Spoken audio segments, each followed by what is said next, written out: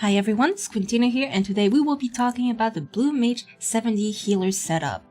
Don't worry, there will also be a separate video explaining your various options for how to quickly switch between different setups. To be clear, the setup you see at the top is a full healer build. However, I will have a macro on how I switch to a partial healer build. A full healer build is best, in my opinion at least, especially if you're not with a static, but also in case you have more deaths than expected, especially if that death happens to be from your co-healer. However, a partial healer build, one that does a bit more damage, might be useful if you know your group well. Before we even look at damage though, first we need to make sure you can do your job of healing. First, we will want number 77, Ethereal Mimicry. You will cast this on a healer and you will get the healer mimicry status. Do note you do need to cast this on an actual healer. If you cast it on a blue mage with a healer mimicry, you will still end up with a DPS mimicry, and that's no good. The healer mimicry will allow you to upgrade various actions.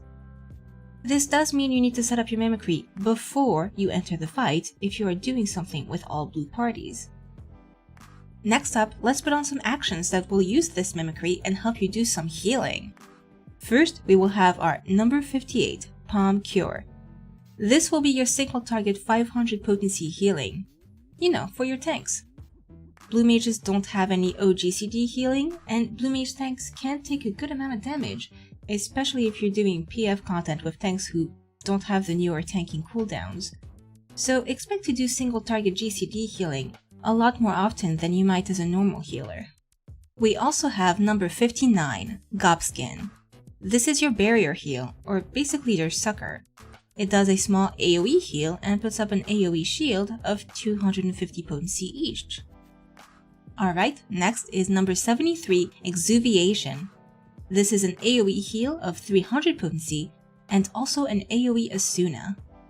Number 85, Stotrim, is also an AoE healing potency of 300, at least when you have a healer mimicry on, which you should. This completely replaces the damaging effect, so there is no damage from this. Exuviation and Stotrim are both 300 potency, but they have a different range. Exuviation is a range of 6 yalms, while Stotrim is 15 yalms. To put this in white mage terms, Exuviation is the range of a Cure 3, which isn't very much, so everyone will need to be very close together, while Stotrim is the range of a Medica. For those of you who have seen my white mage setup, you will even notice it's in the same section. Next, we will be bringing number 88, Angel's Snack. Angel's Snack is a 400 potency AoE heal with a 200 potency heal over time. It's essentially your Medica too.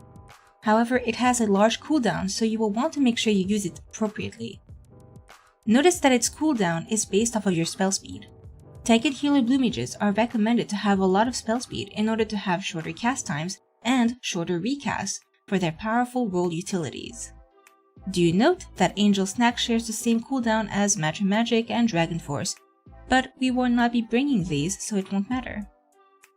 Some of you might be thinking, hey, what about number 13, White Wind? White Wind will heal nearby party members by your own HP, and it is also 15 yalms. If you are at full HP, that means you are doing your full amount. For me, this would be 4 times what my Stotrim brings. However, that does mean you ideally should only be using this, if you have full HP, at the time when you start the cast.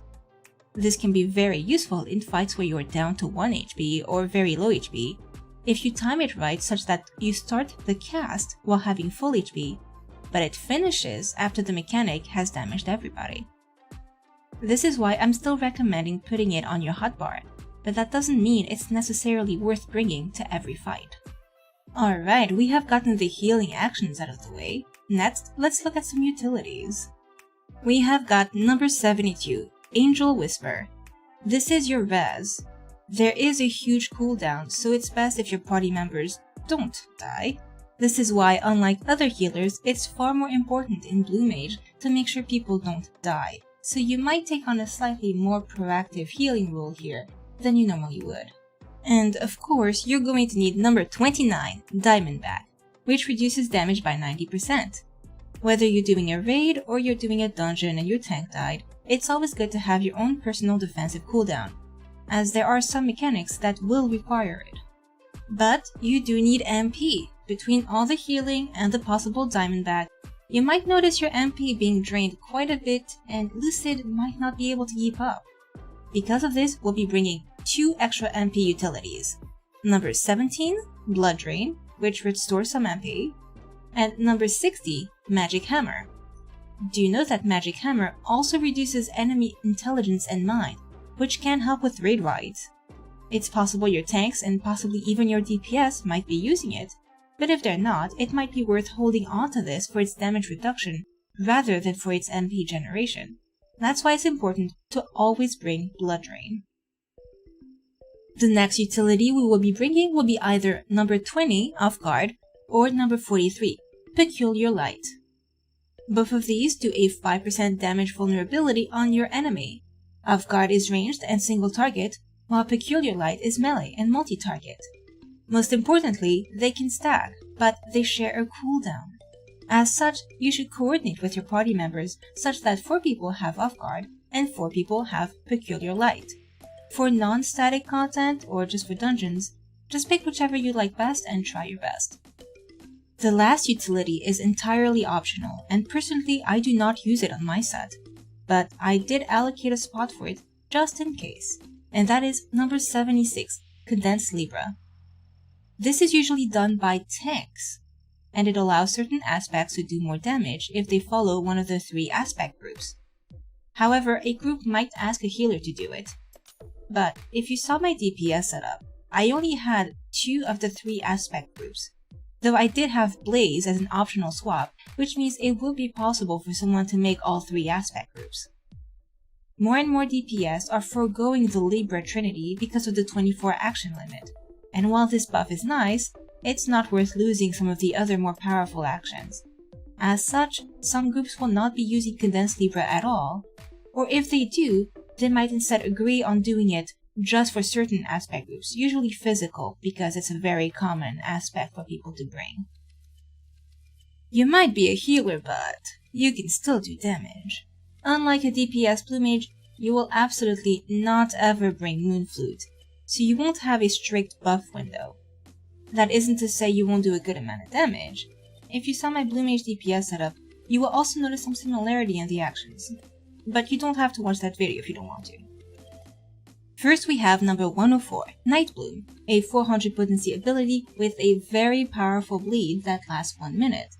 Since it is an ability, you can weave it. This will be one of your most powerful actions, so definitely take it with you. Next up, let's talk about number 12, Bristle, which can power up your next spell by 50%.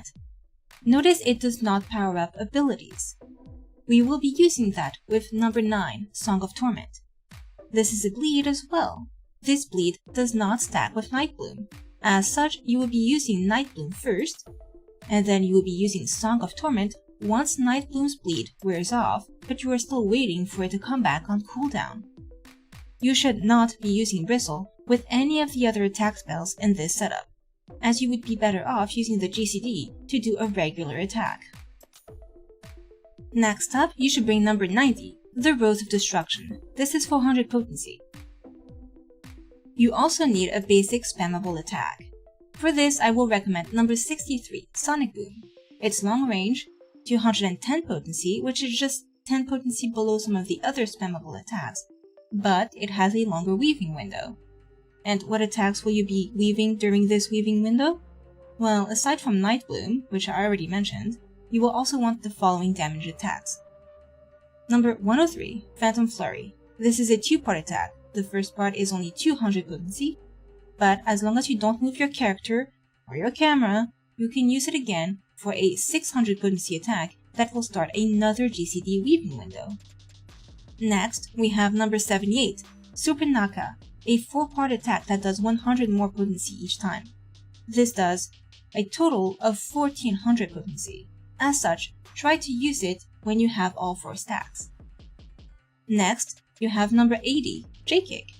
This does damage while also bringing some gap closing utility if you want to hold on to it. There is also number 47, Shock Strike, which is a 400 potency attack every minute. And after that you can use either number 44, Feather Rain, or number 45, Eruption. You may also want to use a targeting macro to make it easier to leave in time. This is a 300 potency ability every 30 seconds.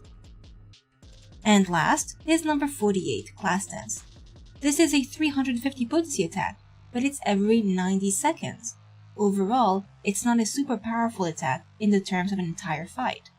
It's great if you have space, and we do, but if for some reason you need an extra action, consider this to be on the chopping block. As a healer, you will not really have a rotation other than trying to use your most powerful damage and spells as close to on cooldown as possible. Apparently, while recording this video, I managed to skip an entire paragraph of my script, so this is a bit out of order. You should definitely bring number 84, Cold Fog. This activates a buff for 5 seconds. If you get hurt during this buff, it will change to White Death for 15 seconds. This will give you an instant spell of 400 potency that you can use repeatedly during those 15 seconds. But you do have to get hurt. As a healer, you should know when attacks are coming, so it should not be an issue to learn to use this effectively. Although the set I have is a good overall healer setup, you certainly can customize it. Here are some possible recommendations. As already mentioned, Off Guard can be changed to Peculiar Light and vice versa. But in addition to that, these actions can be added. Number 30, Mighty Guard, in case you take aggro or need to take aggro. Number 75, Devourer, just a bit more damage and also some healing. Number 76, Condensed Libra. I already mentioned this one. This is a party utility for your DPS really. Number 93, Blaze, or any other 220 potency, preferably long range, does not require having to target yourself but rather you pick an enemy, and does not interfere with your party members in any way. Preferably, you also want it to have an AoE in case there's an ad phase. And in exchange, you can remove one of these: Exuviation, Magic Hammer, or Blood Drain, if you feel comfortable managing your MP with just one of these, Glass Dance, and of course White Wind. If you decide you want to remove more than one of these, you can also consider adding the following combos: number 64 Whistle and number 8 Final Sting. And if you really manage to find the space for it, you can include Whistle, Tingle, and Triple Trident damage combo, which is number 64, 81, and 82.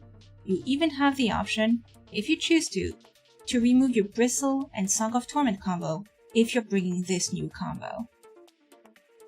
There are other possible swaps, but those will be specialized to you and your party. Alright, that is the end of this video.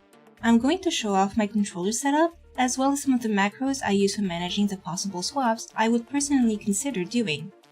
I will be doing a video specifically on how to manage your Blue Mage swap macros, as well as a video on Blue Mage Tank. I will see you all next time.